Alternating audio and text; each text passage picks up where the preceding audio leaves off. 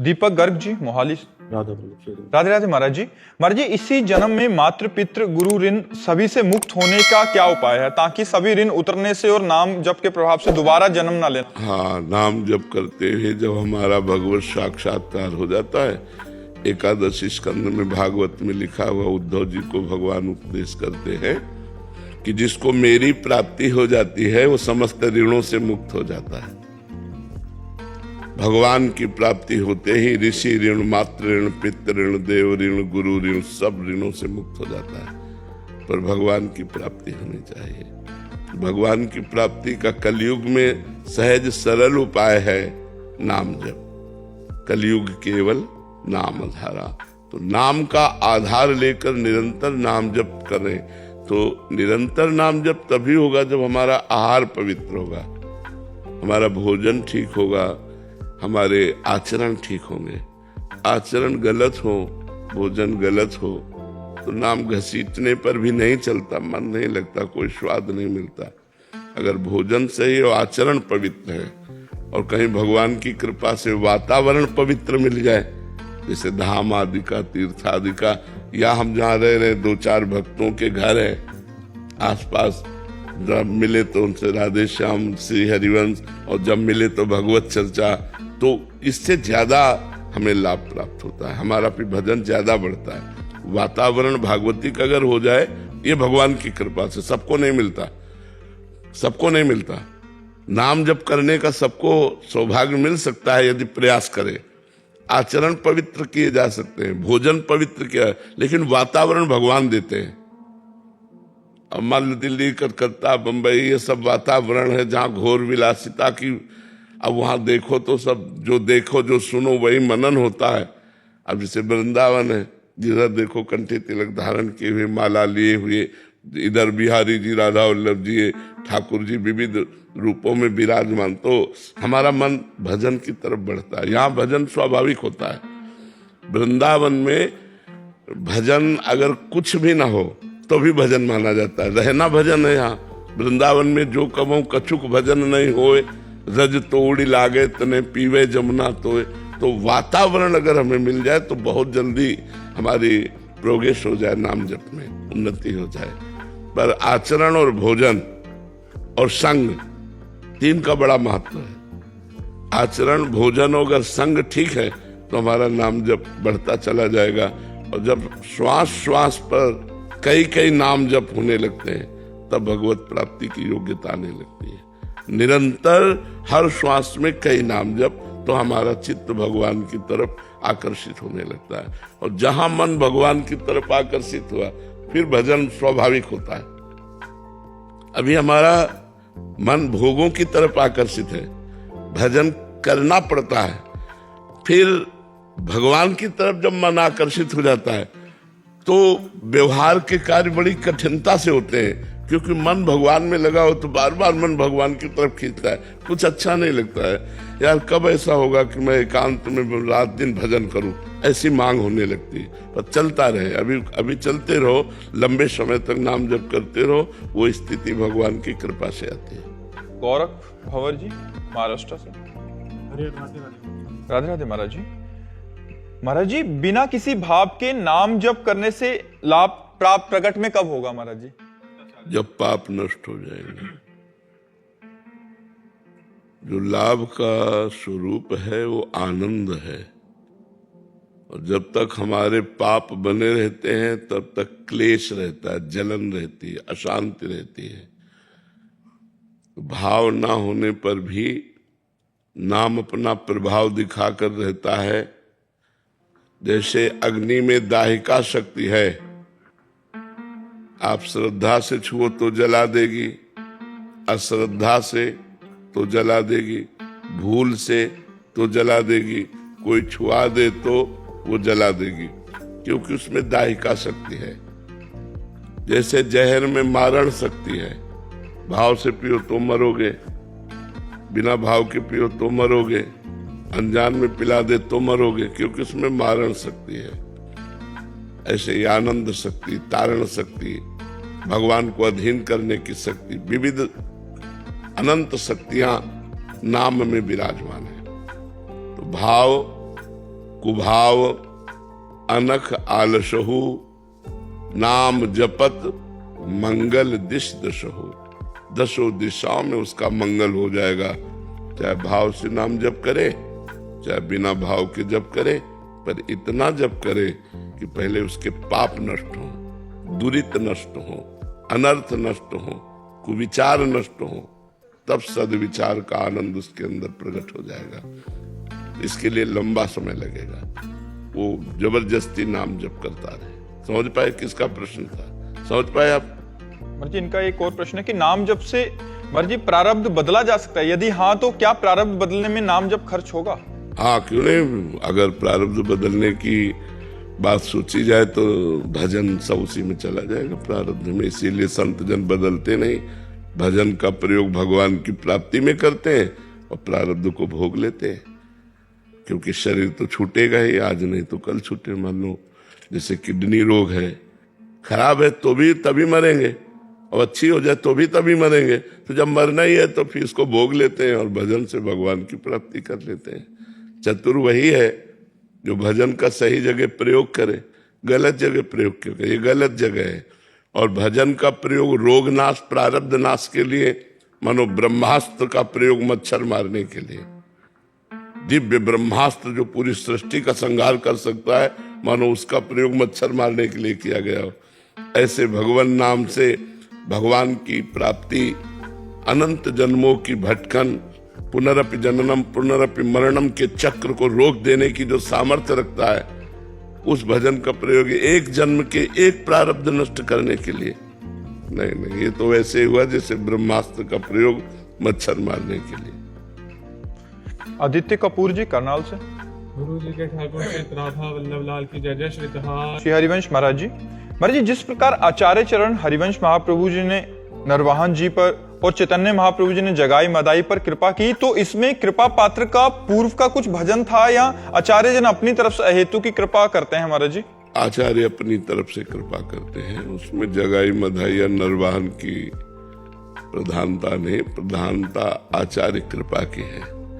जैसे जगाई मदाई ने तो प्रहार किया नित्यानंद महाप्रभु पर नित्यानंद महाप्रभु ने अपनी तरफ से कृपा करके चैतन्य महाप्रभु के चरण पकड़े और कहा, प्रभु आपका अवतार ऐसे ही अनाधिकारियों पर कृपा करने के लिए हुआ है, आप कृपा करो प्रभु। इनकी दुर्दशा पर देखो, ये शराब पिए मतवाले हो रहे हैं, इन पर कृपा करो। चैतन्य महाप्रभु ने कृपा की, उनकी वृत्ति बदली, उनके सारे पाप ले लिए और उनको महात्मा बना दिया।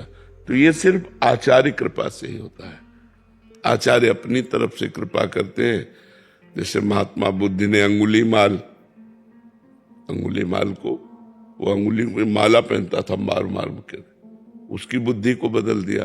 तो बड़े बड़े महापुरुष जो आचार्य कोटि के हैं, भगवान के समान है या भगवान को प्राप्त हो गए हैं, वो ऐसे नीच पुरुषों पर दया करके भी महापुरुष बना देते हैं। ये उनकी महानता है, ये उनकी कृपा है, उनमें कोई अधिकार नहीं, ये उनकी अपनी तरफ से कृपा होती है। ये कृपा हमारे ऊपर भी हो सकती है? हो सकती है, पर न तुम नरवाहन हो और न अंगुली माल हो, न जगाई मधाई हो, उस कोटि के तो हो नहीं। उस कोटि के हो और अवतार का समय हो तो आप पर भी कृपा हो सकती है, लेकिन न इस समय महाप्रभु का अवतार है और न तुम जगाई मधाई हो। तो हमको भजन करना चाहिए और ईमानदारी से भजन से कृपा बल को प्राप्त करके भगवान का साक्षात्कार करना चाहिए। प्रसून त्रिवेदी जी। श्री हरिवंश महाराज जी जैसे कुछ ऐसे संत आए जिनकी करुणा से सभी निहाल हुए, जैसे परम पूजनीय भाई जी राधा बाबा जी महाराज, देवरा बाबा, नीम करोरी जी महाराज समेत कई महान संत इस अवधि में आप वृंदावन में विराजमान है। इस अवधि में तो क्या ये महान संत जन कल्याण के लिए हर कुछ वर्षों में आते रहते हैं, कुछ निश्चित काल रहता है, या इसमें क्या विधान रहता है? इसका कोई विधान नहीं है, ये भगवान के ऊपर है। कभी भी किसी भी संत के हृदय में बैठकर प्रकाशित हो जाते हैं, कभी किसी अपने निज जन को अवतार रूप में भेजते हैं। कारक पुरुषों को, जो मुक्त पुरुष हैं, उनको भेजते हैं, जाओ और जगत का मंगल करो। जैसे आचार्य रूप में भगवान निम्बारकाचार्य, वल्लभाचार्य, शंकराचार्य जैसे बड़े बड़े महापुरुष, ये जीवन मुक्त महापुरुष हैं, ये कर्म बंधन मुक्त महापुरुष है, ये भगवान के निज स्वरूप है। इन्हें भगवान भेजते हैं या स्वयं भगवान समझ लो आए, स्वयं भगवान आचार्यों के रूप में आकर जगत का मंगल करते हैं। और भक्तों में भगवान प्रकाशित होते हैं। किसी भी भक्त के हृदय में भगवान प्रकाशित हुए, लाखों करोड़ों लोगों का उससे कल्याण हो गया। तो भक्त साधारण है, लेकिन उसमें असाधारण ज्ञान भगवान प्रकाशित कर दिए। भगवान उसके अंदर बैठ करके स्वयं सब आनंदमय कार्य करने लगते हैं, जीव का मंगल करने लगते हैं। किसी को छू दे, किसी को देख दे, किसी से बोल दे, उसका जीवन परिवर्तन हो गया। ये भगवान का प्रताप होता है। नाम जब से संपूर्ण कल्याण हो जाएगा। हाँ, नाम जब से संपूर्ण कल्याण जी। मुरारी झा जी मिथिला से। राधा श्री हरिवंश महाराज जी। महाराज जी, सांसारिक हर एक विनाशशील वस्तु को भगवान की कृपा के सामने कैसे तुच्छ माने? मतलब उसी का महत्व बुद्धि ज्यादा लगती है भगवान से। कहने का भाव है कि कोई भी सांसारिक पद, प्रतिष्ठा, मान सम्मान। गांव के बच्चे जो गुड़ बनाया जाता है ना, ऊपर पतोई निकलती है, उसे देहाती भाषा में पतोई कहते हैं। जो गन्ने के रस का मल होता है, वो जब निकाल दिया जाता है तो उसको चाटते हैं, आनंदित होते हैं। लेकिन उन्हीं को जब रबड़ी मिले तो उस गुड़ के पतोई की तरफ देखेंगे भी नहीं, क्योंकि रबड़ी का आनंद मिल गया ना। तो ऐसे जब भगवदानंद मिलेगा तब ये सब तुच्छ हो जाएंगे। अभी तो केवल सुन सुना के हम त्यागते हैं, फिर जब हमें आनंद मिलता है तो सब तुच्छ लगते हैं। रुपया, पैसा, मान, प्रतिष्ठा, भोग सब। जैसे कोई बमन नहीं खाना चाहेगा, बमन मतलब समझते हो, उल्टी। बमन का तात्पर्य होता है उल्टी। ऐसे ही जब भगवदानंद मिलता है तो ब्रह्मादि के भोग सब, ये सब विष और उल्टी के समान लगते हैं। रमा विलास राम अनुरागी, तजत बमन जिमि जन बड़भागी। कोई भगवान का बड़भागी जन लक्ष्मी के वैभव विलास को ऐसे त्याग देता है जैसे बमन। ब्रह्मादि के भोग सब विषम लागत ताहि, नारायण ब्रज चंद की लगन लगी है जाए। जिसे ब्रज चंद श्री कृष्ण चंद्र जी की प्राप्ति की लगन लग जाती है, उसको ब्रह्मा तक के भोग सब विष के समान दिखाई देने लगते हैं। ये तब जब लगन लगे, जब आनंद का अनुभव। अभी तो पहले पाप नष्ट होने दो, खूब नाम जप करो, पाप नष्ट हो, दुख नष्ट हो, चिंता भय शोक नष्ट हो, तब आनंद का उत्पन्न, जो ही आनंद उत्पन्न हुआ, ये सब अपने आप छूट जाएंगे। चिंता करने की जरूरत नहीं, हमें चिंतन करने की जरूरत है। महाराज, जैसे आप कहते हैं कि पाप और पुण्य दोनों भगवान प्राप्ति के लिए, तो हमसे क्या पुण्य होगा? लेकिन अगर थोड़ा सा भी अगर कोई पुण्य होता है तो क्या उसको भगवान की भक्ति में खर्च कर सकते हैं, जिसकी ना पुण्य बचे? पुण्य का जो प्रभाव है, वो जब आपको कोई नमस्कार करेगा, आपके पैर छुएगा, आपकी बड़ाई करेगा, उसको चले जाएंगे। और नवीन पाप का जो प्रभाव है, जब हम आपकी कोई निंदा करेगा, अपमान करेगा, अवहेलना करेगा, तो वो नष्ट हो जाएंगे।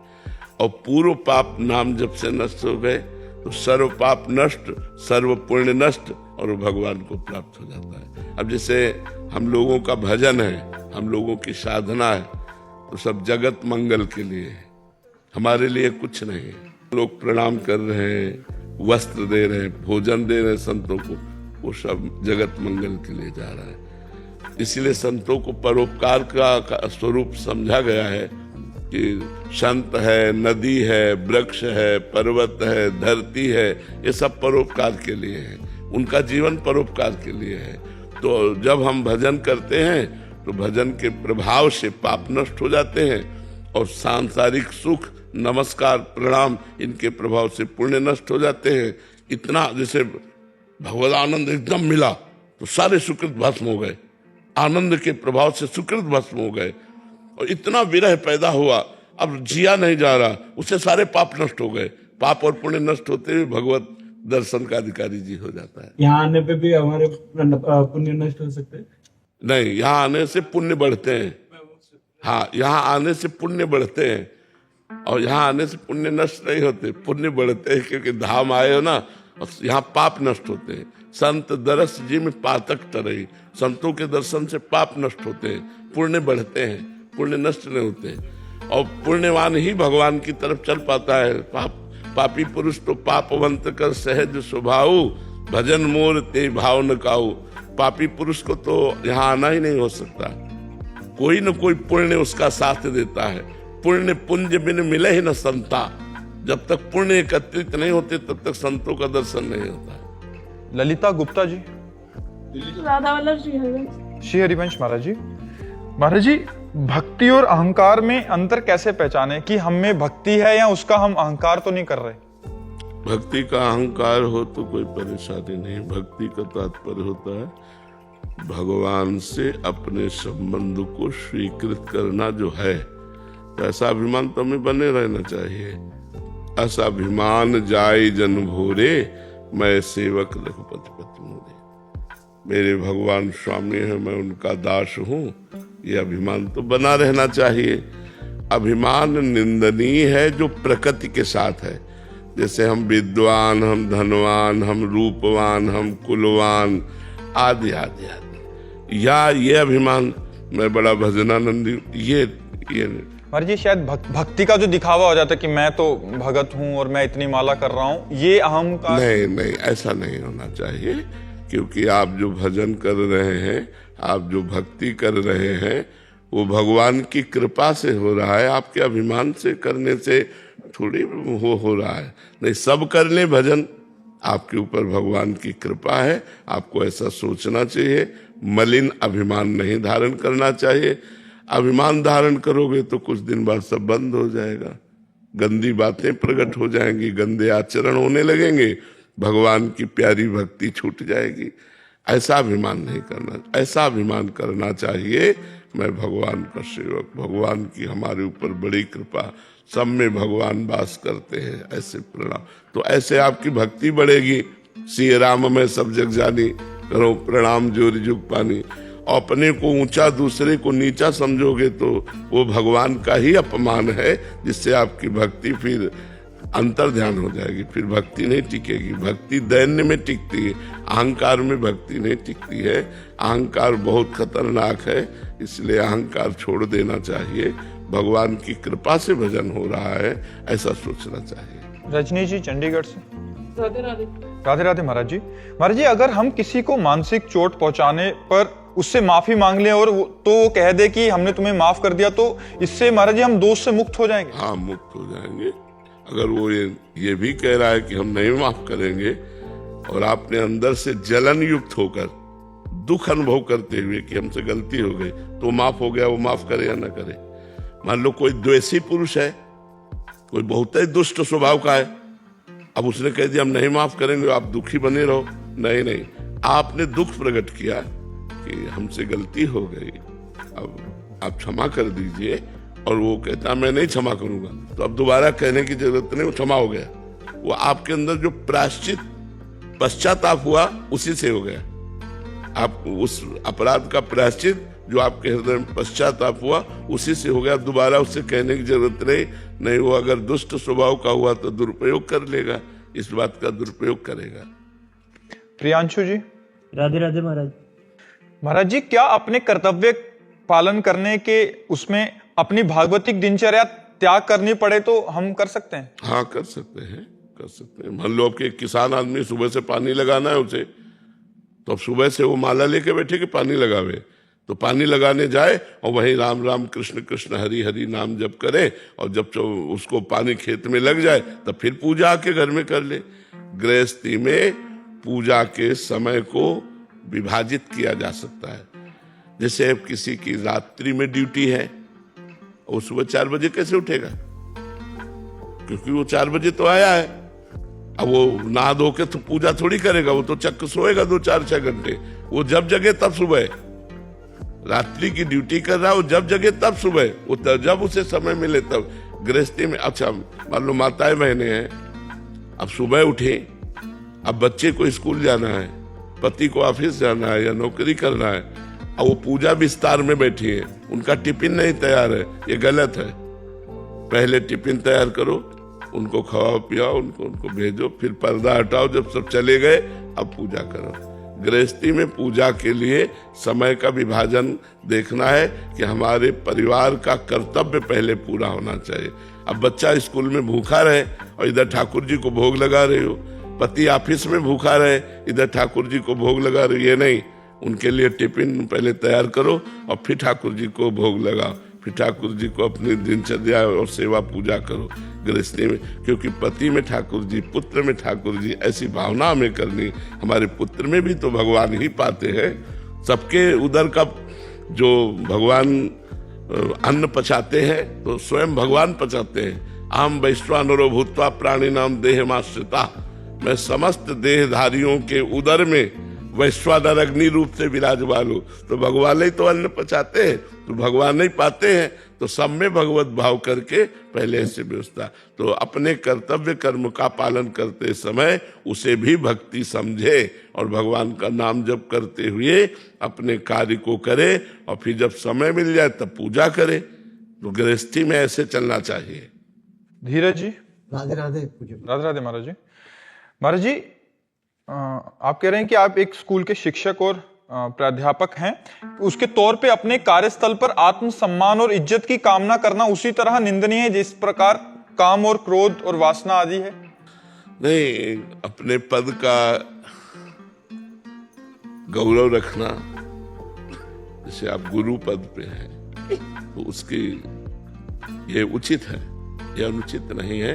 ये काम क्रोध आदि दोषों जैसा नहीं है, पर इसका अभिमान रख करके हम व्यवहार में नहीं बरत सकते। इसका गौरव की रक्षा करनी है, पर इसका हम अभिमान रख करके कि हम सब जगह व्यवहार अभिमान युक्त ना करें, अपने छात्रों के सामने इसके गौरव की रक्षा करें, मर्यादा इसकी बनाए रखें कि आप गुरु हैं, आप शिक्षक हैं, आपके द्वारा हजारों विद्यार्थियों का जीवन उन्नतिशील होता है, ये बनाए रखना, ये दोष नहीं है। गौरांग दीक्षित जी। राधे राधे महाराज जी। महाराज जी, जो धर्म की बात नहीं जानता, शास्त्रों का अध्ययन भी नहीं किया, उसे किस प्रकार का जीवन जीना चाहिए? अरे वो खुद, अब उसको किस प्रकार का, अगर आदेशानुसार जीवन जिए तब तो फिर क्या कहना, वो तो मनोनुकूल जीवन जीता है, उसे मतलब क्या है, वो दुर्गति को प्राप्त होगा। जो ना धर्म की बातें जानता है, न शास्त्र की बातें जानता है, न संतों की बातें जानता है, तो वो तो राक्षसी जीवन जिएगा, आसुरी जीवन जिएगा।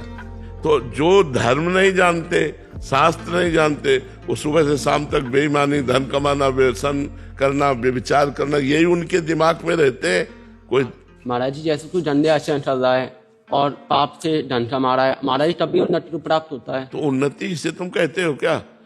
किसी को 4 आदमी 2 हाथ पकड़ के 2 पैर पकड़ के 8वें खंड में ले जा रहे हो और सोच रहा है क्या यार मजे है कि न सीढ़ी से जाना पड़ रहा है, न लिफ्ट से जाना पड़ रहा है, और वो ऊंचाई पे चढ़ रहा है तो वहां से वो पटकने के लिए लिया जा रहा है।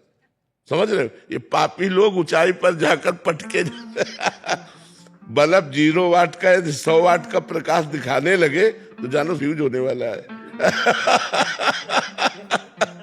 तो ये फ्यूज होने वाले लोग हैं जो पापाचरण करके पुण्य के बल से उन्नति को प्राप्त हो रहे हैं। ये ऐसे बल्ब की तरह, हाइलोजन की तरह जलेंगे और फ्यूज हो जाएंगे।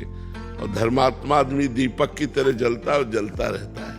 महाराज जी ऐसे पूजा पाठ चालू किया है तो महाराज जी कष्ट आने लगते हैं, दुखाने लगते हैं, बीमारी ज्यादा बढ़ने लग जाती है। ऐसे पूजा पाठ से बीमारी बढ़ती है। हमारा प्रारब्ध होता है, अगर हम सही बात नहीं जाएगी तो गलत मैसेज जाएगा ना कि पूजा पाठ से बीमारी बढ़ती नहीं, बीमारी कटती है, बीमारी नष्ट होती है। अगर हम पूजा पाठ न करते होते तो सैया में पड़े होते, और पूजा पाठ कर रहे हैं तो एकदम स्वस्थ हैं, एक अपनी दिनचर्या चल रही, अपना आनंद से हैं। हमारे पाप कर्म का फल आया और पूजा पाठ ने उसे बहुत सुव्यवस्थित भोगवा रहे हैं। हाँ, बहुत सुव्यवस्थित। तुम जो कहना चाहते हो कि पूजा पाठ जो है डाउन करता नहीं, पूजा पाठ डाउन नहीं करता, पूजा पाठ उत्साह और बल प्रदान करता है। ये हमारे प्रारब्ध कर्मों के अनुसार है कि हम पूजा शुरू की और दुख आ गया। वो नंबर आ गया, वो पूजा का फल नहीं है, वो आना ही था, उसको आना ही था और संयोग से उसी दिन से पूजा हो गई। तो इसलिए कुछ लोगों की मान्यताएं ऐसी बन जाती हैं कि क्योंकि वो संयोग बन गया ना, उनको ऐसा नहीं, भजन दुख नहीं प्रदान करता, भजन सुख प्रदान और परम सुख प्रदान करता। महाराज जी एक शिष्य आए थे, वो आपके वो कह रहे थे कि जब भी मैं वृंदावन आता मेरा कभी हाथ टूटता है कभी पैर ऐसा नहीं है। कभी कभी ऐसा होता है कि बहुत बड़े दुख को जब आपका बड़ा पुण्य बनता है तो छोटे में निपटा दिया जाता है। तो जैसे आप वृंदावन है, आपका हाथ टूट गया, तो मानो आपकी सैकड़ों हड्डियां टूटनी थी शरीर के एक्सीडेंट में, अब वो एक हाथ टूट करके आपका सब सही हो गया। एक बचपन से महात्मा भजन करते थे, बचपन से महात्मा थे, तो जब 50 साल के लगभग थे तो गंगा किनारे बैठकर अपने शालिग्राम भगवान को स्नान कराने जा रहे थे कि 90 लोग तलवार भाला लेकर के घेर लिया, ऐसे ही मनोरंजन में। तो अब वो 90 लोग मारने के लिए, तो महात्मा ने कहा 2 मिनट का टाइम दे दो, 90 लोग हम कहीं भाग के तो जाएंगे नहीं, मार तो डालोगे, 2 मिनट टाइम दे दो, हम अपने ठाकुर जी से बात कर लें। तो हृदय से ठाकुर जी से कहा, प्रभु बचपन से हमें याद नहीं कि हमने किसी चींटी को मारा हो, बाबा जी हैं और ये 90 लोग भाला और तलवार से मुझे मारना चाहते हैं, क्या ये न्याय है? तो भगवान ने कहा कि तुमने 90 जीवों की हत्या की थी, तुम्हें 90 बार जन्म लेना पड़ता और 90 बार मरना पड़ता, तो ये 90 एक साथ में मारेंगे, तुम हमारे ध्यान में बैठ जाओ, तुम्हें कष्ट नहीं होगा, एक साथ मारेंगे तुम मुक्त हो जाओगे। तो अब भगवान के विधान को जानना बड़ा कठिन है। 90 बार जन्म लेना, 90 बार मरना, उसे एक ही जन्म में एक ही बार में काट रहे। अब अवश्य में भोक्तव्यम कृतम कर्म शुभाशुभम, जो हमने शुभ अशुभ कर्म किए तो भोगना ही पड़ेगा। इसलिए हमें भगवान या पूजा पर दोष ना देकर अपने कर्मों को भोगते हुए पूजा और भजन बढ़ाते रहना चाहिए। कल्पना जी वृंदावन से। राधे राधे महाराज जी। महाराज जी आपके चरणों में कोटि कोटि प्रणाम। महाराज जी एक भाव में अधिक समय तक नहीं टिक पाते, कभी सोचती हूँ कि नाम जप करूं, कभी लगता है मंत्र जप करूं, कभी लगता है जल्दी जल्दी करूं, कभी लगता है धीरे धीरे करूं, तो महाराज जी इसका सही तरीका? अच्छा है, अच्छा है, इसे अभ्यास कहते हैं। कभी नाम जप करूं, मन नहीं लग रहा, मंत्र जप करो, मन नहीं लग रहा, वाणी पाठ करो, मन नहीं लग रहा, सत्संग सुनो, मन नहीं लग रहा, सो जाओ, पर कोई गलत आचरण मत करो। इसे भगवद अभ्यास कहते हैं। हम थोड़ी देर पूजा करके, थोड़ी देर नाम जप करके, थोड़ी देर पाठ करके, थोड़ी देर सत्संग सुनकर अपने मन को भगवान में लगाते हैं, और जब मन भगवान में लग जाता है तब फिर ये बात नहीं होती। तो अगर पद चिंतन चल रहा है तो कई घंटे पद चिंतन चल रहा है, नाम चल रहा है तो कई घंटे लगातार नाम चल रहा है, भगवान की रूप माधुरी सामने आए, ध्यान चल रहा है, कई घंटे ध्यान चल रहा है, उसी ध्यान में मगन है, प्रेम मगन है। ये जब तक अभ्यास हमारा सिद्ध नहीं हो जाता तब तक एक रस स्थिति नहीं रहती, साधक की एक रस स्थिति नहीं रहती, सिद्ध महापुरुष की एक रस स्थिति रहती है। जो रहे सदा ज्ञान एक रस, तो ईश्वर जीवे भेद कहो कस। जो जीवत्व को मिटाकर अपने आत्म स्वरूप भगवान में स्थित हो चुके हैं वो एक रस रहते हैं, और जो देहाभिमानी मन और इंद्रियों के द्वारा विषयों का 5 विषय है जिसमें पूरी सृष्टि के भोग है, शब्द स्पर्श रूप रस गंध, जो इन 5 पर आसक्त चित्त होकर के रह रहे हैं, उनकी बात। जो भगवान में आसक्त चित्त हो गए, इन विषयों से वैराग्य को प्राप्त हुए, वही महान है, उसी का जीवन धन्य है, उसी का सब कुछ सार्थक है। नहीं तो हमारी बात अच्छे से समझ लो, जो भगवान से विमुख होकर भोगों का सेवन कर रहे, उनका जीवन बिल्कुल व्यर्थ जा रहा, पछताना पड़ेगा, क्योंकि मनुष्य जीवन की श्वासें बड़ी कीमती है, और इन श्वासों को व्यर्थ चिंतन में, व्यर्थ वार्ता में, तो ये बहुत बड़ी हानि की विषय। तो हमारा मन कम से कम भगवान में ही जाए, नाम में जाए, मंत्र में जाए, रूप में जाए, लीला में जाए, धाम में जाए, भोगों में ना जाए। हमको ये अभ्यास करना है कि हमारा मन, मान लो हम तो ऐसा प्राय साधकों से कहते हैं कि जब मन मंत्र में ना लगे तो छोड़ो, नाम जप शुरू कर दो। राधा वल्लभ सिंह हरिवंश, राधा वल्लभ सिंह, इसमें भी नहीं लग रहा, छोड़ो, राधा राधा राधा राधा राधा। इसमें भी नहीं लग रहा तो कीर्तन करो, कीर्तन में नहीं लग रहा तो वाणी जी का पाठ करो, वाणी जी का पाठ में भी मन नहीं लगा तो सत्संग सुनो, सत्संग में भी तो अगर आसपास कोई मित्र वैष्णव है तो उनके पास बैठ जाओ, नहीं तो सो जाओ, पर गलत कार्य मत करो। भजन एक रस आगे चलकर होगा, अभी ऐसा अभ्यास करते रहो। दिव्यांशु जी, राधे राधे महाराज जी। महाराज जी, क्या मन में जो दूसरों के प्रति दोष दर्शन होता है, क्या उसे भी ग्रंथों में पाप माना गया है, या इस दोष दर्शन को शून्य की ओर ले जाने की क्या विधि है? जी, हमारा मन जब किसी के दोष दर्शन करता है तो मलिन हो जाता है। हमें नहीं करना चाहिए दोष दर्शन, क्योंकि यदि हम दोषी ना हो तो दूसरों को दोष दर्शन देखने की वृत्ति, अपने मन को हम छूट दे, ये हमारा मन ही गंदा है, तो दूसरे का क्या देखे? हमारा ही मन नहीं साफ है तो दूसरे का क्या? जो दोषी है वही दोष देखता है, जो निर्दोष है वो कभी दोष देख ही नहीं सकता है। तो हम दोषी है ना, तभी तो हमें दोष दिखाई देते, तो हमें लौट आना चाहिए अपने हृदय में। बुरा जो देखकर मैं चला, बुरा न मिलिया कोई, जो दिल खोजू आपनो तो हमसे बुरा न। तो इसलिए हम अपने को सुधारें, अपने दोषों को देखें, अपनी गलतियों का मार्जन करें। दूसरे में यदि गलती दिखाई दे तो भगवान से प्रार्थना करें, प्रभु इसको बुद्धि प्रदान कीजिए, विवेक प्रदान कीजिए, जिससे ये गलत आचरण ना करे। ना कि हम उसकी निंदा या घृणा या नफरत, जैसे कोई शराबी आदमी है, ये दोष है शराब पीना, लेकिन हम उससे घृणा न करें, नफरत न करें। अगर वो शराब छोड़ देगा तो एक अच्छा आदमी बन जाएगा। तो हमें भगवान से प्रार्थना करनी है, उससे प्रार्थना करनी है कि आप शराब छोड़ दीजिए, आप गलत आचरण छोड़ दीजिए। यदि हमारा कोई मित्र है, हमारे को दोष दर्शन हो रहा है, तो हम उससे प्रार्थना कर सकते हैं कि अगर आप ये दोष छोड़ दें तो आप बहुत अच्छे हो जाएं। लेकिन ये ना करके उसके पीछे चार लोगों से उसकी निंदा करने लगे, ये अब हमारी हानि हो जाएगी, इसमें हमारा पतन हो जाएगा।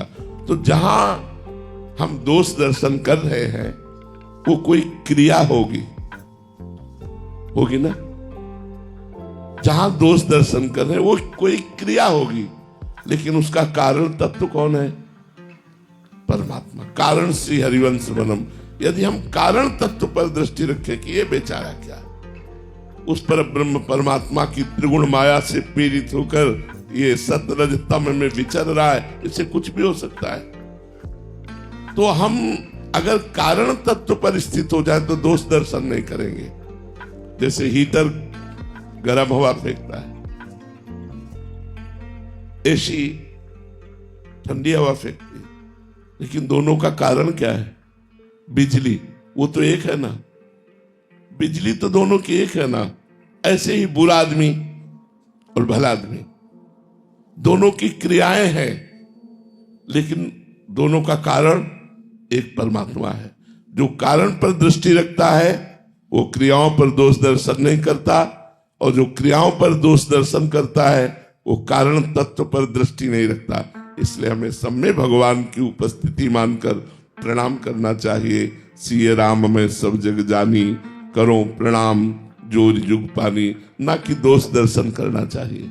दोष दर्शन करना, दोष श्रवण करना, दोष वर्णन करना, ये तीनों जीव को पतन के मार्ग में ले जाते हैं, उनका नाश कर देते हैं। इसलिए किसी के दोष ना देखो, अगर दिखाई दे तो भगवान से प्रार्थना करो कि मेरी दृष्टि ठीक करो और इसके दोष ठीक करो, और प्रार्थना करो कि नाथ आप सब जगह सबके हृदय में विहार करने वाले हृदय विहारी हो। प्रभु ऐसा मैं अनुभव करूं, किसी के दोष दर्शन न करूं।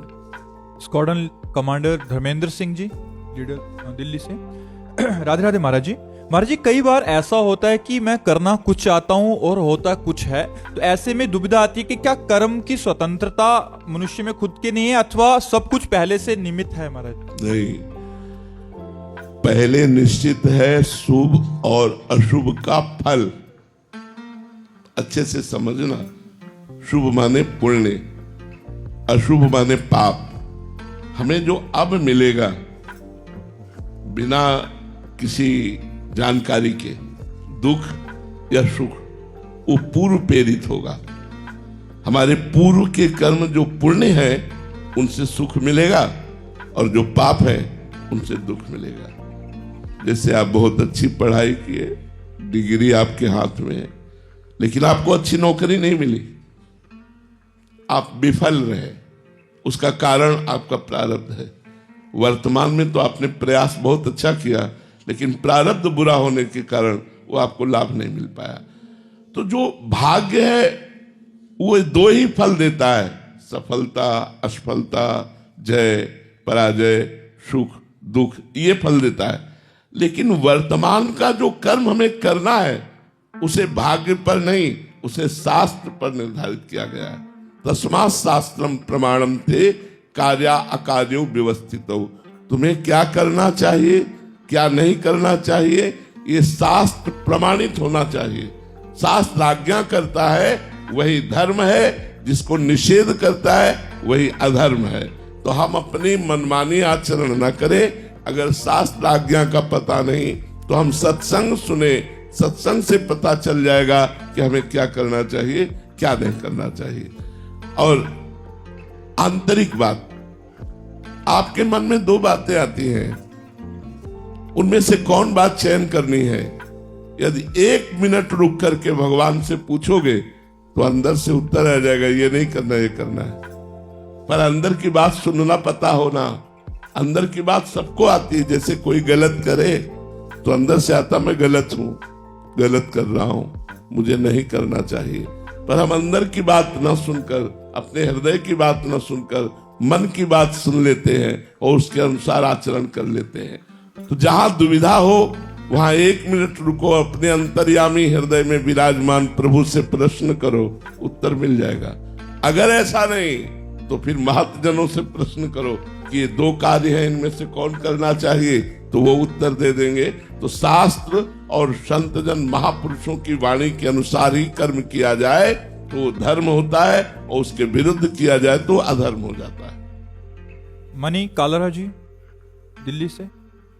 राधे राधे महाराज जी। महाराज जी, जब हम किसी को कुछ दान या सहयोग करते हैं और उसका वो दुरुपयोग करता है तो क्या उसका फल हमें भी भोगना पड़ता है? जी, क्योंकि अगर हम नहीं देते तो वो दुरुपयोग ही ना होगा। भोगना पड़ता है। इसीलिए हमने कई बार एकांतिक में प्रार्थना की है, भोजन सबको दे दो। सर्दी लग रही है, आप सर्दी से जाओ, अपना कोट उतार के दे दो, स्वेटर उतार के दे दो। बीमार पड़ा हुआ है, तड़प रहा है, दवा की जरूरत है, आज आप भोजन छोड़ दो, उसे औषधि करा दो। लेकिन पैसा बहुत संभाल के दो। किसी को पैसा देना है तो पहले देखो कि हमारे पैसे का सदुपयोग होगा कि नहीं। हम पैसा दे रहे हैं सत्कार्य के लिए और ये गलत कार्य करे तो फिर उसका भागीदार हम होंगे। इसलिए धन जहां दान की बात आती है वहां पात्रता की बात आ जाती है कि वो पात्र है कि नहीं दान का, जो हम धन दे रहे।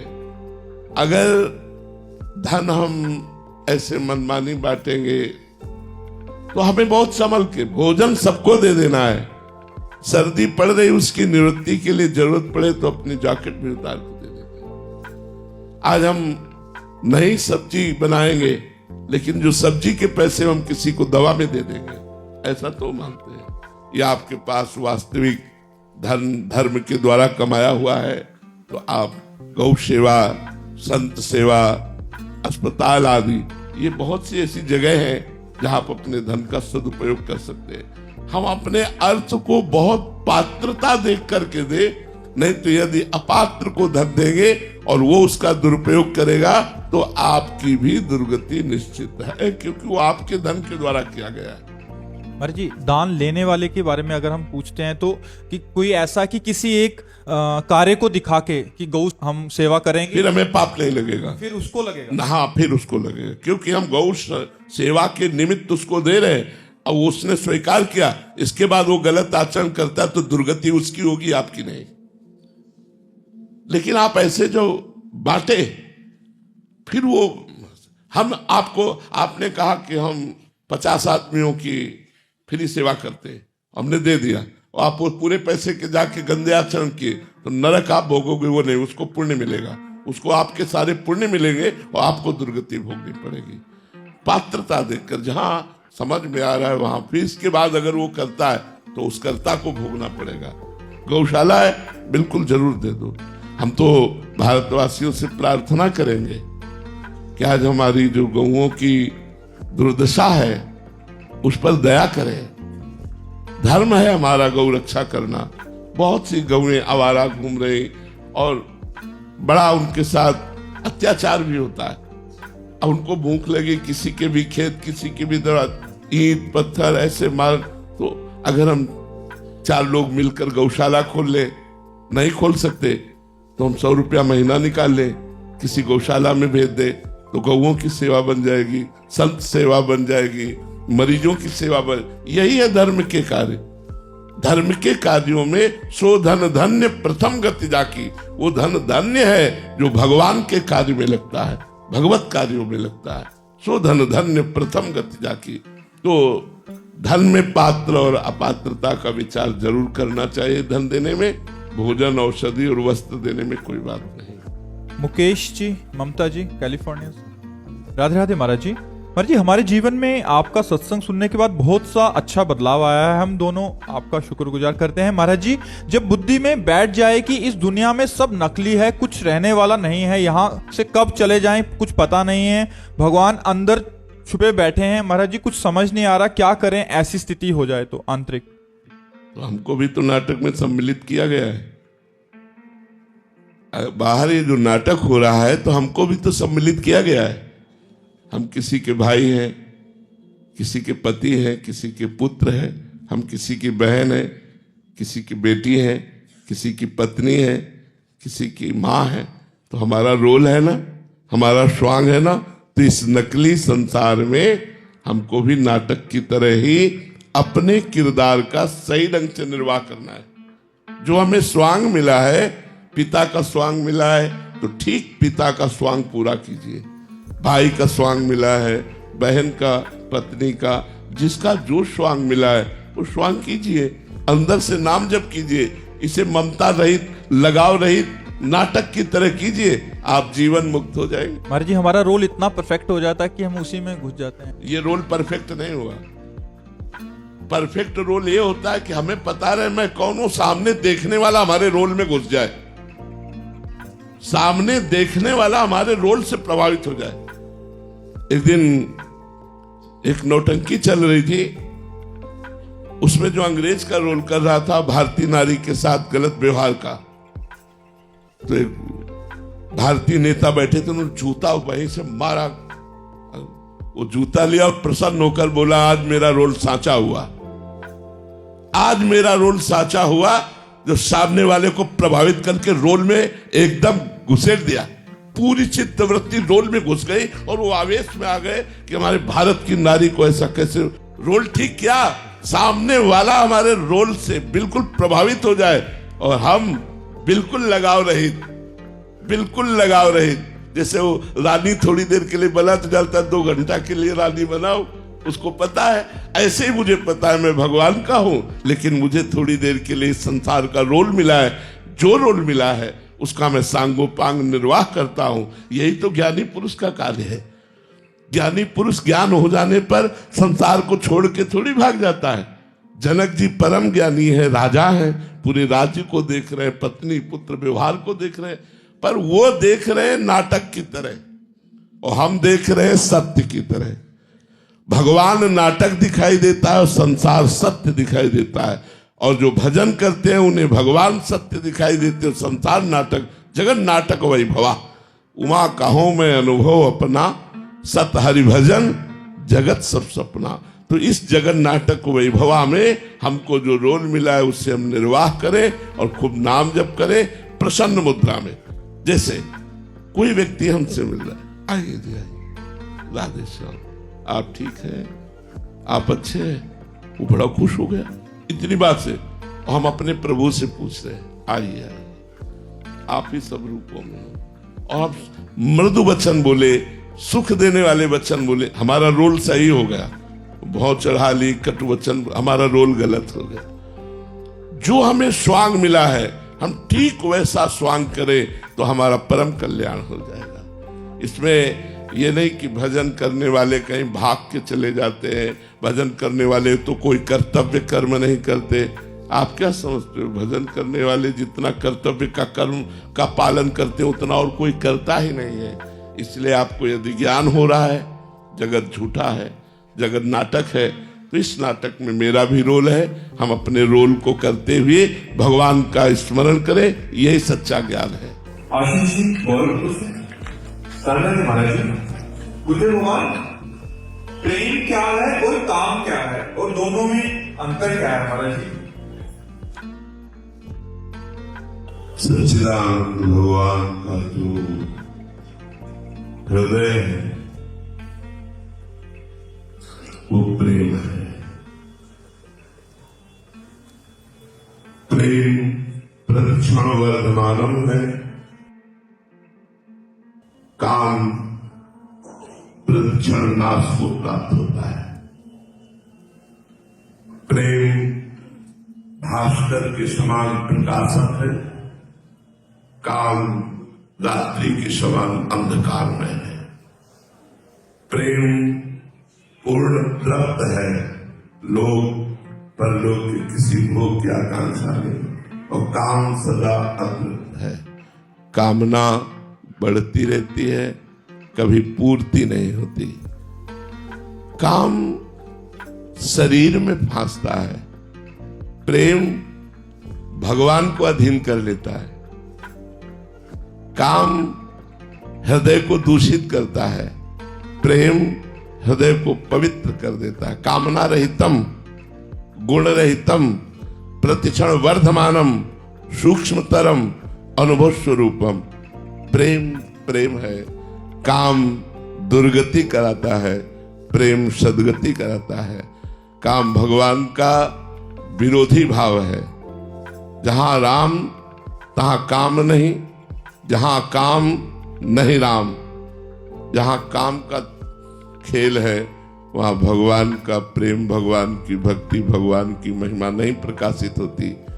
और जहां भगवान की भक्ति, भगवान की नाम रूप लीला धाम महिमा, वहां काम नहीं है।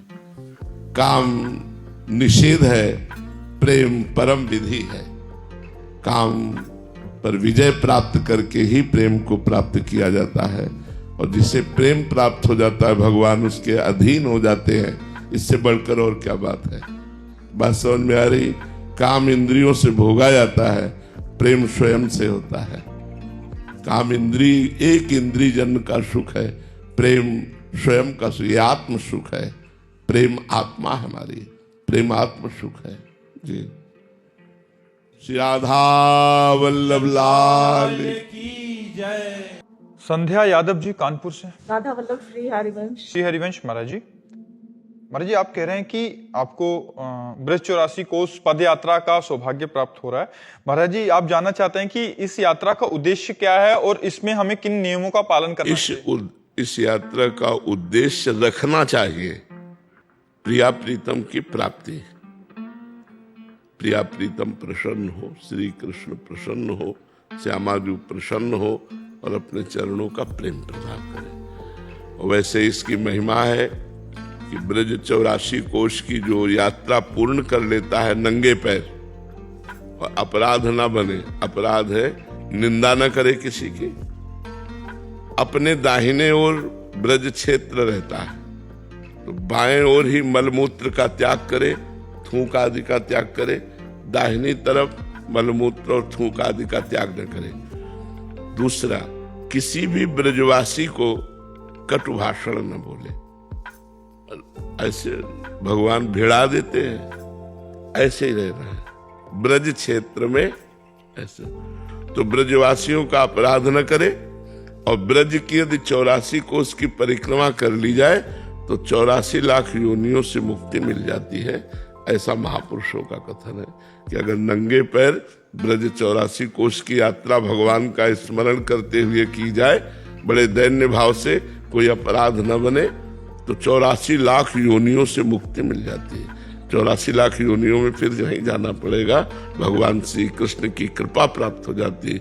84 कोस बड़ी महिमा में, ये भगवान का परम धाम है ना, और हर क्षेत्र में कुछ न कुछ भगवान की लीला हुई है।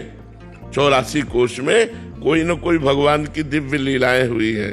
कहीं भगवान ने कोई लीला की, कहीं कोई लीला की। पूरा ब्रज 84 कोस हमारे श्री कृष्ण का लीला क्षेत्र है, और इसकी परिक्रमा करने का फल है 84 लाख योनियों से मुक्ति मिल जाना। गाड़ी से नहीं, परिक्रमा तो पैदल होती, प्रदक्षिणा तो नंगे पैर मानी जाती है। देखो, जो अनुष्ठान है उसको उसी पद्धति से करे। अच्छा, ब्रज 84 को परिक्रमा दे रहे हो, आप देखो नंगे पैर चल के तो थकान लगती है। अगर 10 किलोमीटर सुबह और 10 किलोमीटर शाम के चले, 20 किलोमीटर रोज चले, तो 84 कोस कितने दिनों में होगा? पहले 84 कोस के किलोमीटर विभाजन करो, 250 किलोमीटर। तो अगर 15 दूनी 30, लगभग 15 दिन, 15 दिन। तो अब समझो 15 दिन बराबर ब्रज का, और ब्रजवासियों के कहीं न कहीं टुकड़े मिलते हैं। ब्रजवासियों की कृपा और ब्रज क्षेत्र में भगवान की तीर्थ स्थलियों के दर्शन नंगे पैर, बड़ा श्रम पूर्वक है, कोई ऐसे सहज थोड़ी हो जाती है। पद यात्रा करते हैं तो मधुकरी मांग के, हाँ, ये सब पवित्र का। तो ब्रज 84 कोस की परिक्रमा महामहिम है। अपने लोग सब नंगे पैर किए हैं, और जहां रास्ते वहां कांटे थोड़ी बिछे, और थोड़ा कंकड़ चुभे, थोड़ा कांटे भी लगे तो अच्छा रहेगा, पाप नष्ट होंगे। तो तभी हमने कहा अनुष्ठान पद्धति से यदि अनुष्ठान करो तो 84 लाख योनियों से मुक्ति मिल जाएगी ब्रज 84 कोस की परिक्रमा मात्र से। हमें 7 दिन में कर ली थी महाराज। हाँ, तो अब जिनकी बहादुरी है भाई, जो अच्छा चल लेते हैं, तो मान लो 40-50 किलोमीटर 40 किलोमीटर चल ले तो 7 दिन में कितना, 7 तारीख कहे 7 चौक 28, मतलब 40 किलोमीटर लगभग, 40 किलोमीटर लगभग रोज चले। तो अब भाई बहादुर आदमी के काम है। अपने लोग तो 10 किलोमीटर सुबह चलते थे और 10 किलोमीटर शाम के चलते थे, तो 13-14 दिन में पूरी हो गई थी। ठाकुर जी के आने के हमारे संकेत मिलते हैं, कोई फिर जो मिलना हो ठाकुर जी की कृपा करें, कभी उनके पहले कोई संकेत मिलता है? ठाकुर जी तो वृंदावन में है ही, प्रिया प्रीतम है, लेकिन सबको नहीं।